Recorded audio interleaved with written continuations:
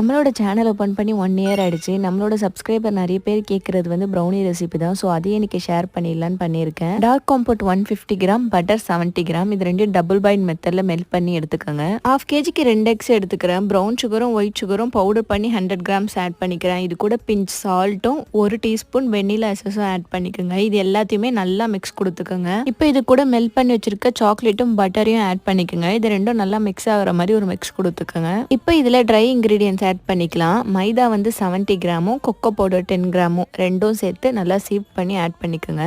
இப்போ இதை cut and fold மெத்தடில் மைல்டாக மிக்ஸ் கொடுத்துக்கோங்க. பேட்டர் அப்படியே பேக்கிங் ட்ரேக்கு மாற்றிடலாம். இப்போ 180 டிகிரியில் 10 மினிட்ஸ் ப்ரீ ஹீட் பண்ண அவனில் 180 டிகிரியில் 20 மினிட்ஸ் வச்சு எடுத்திங்கன்னா சூப்பரான ஃபெஜ்ஜியான ப்ரௌனி ரெடி.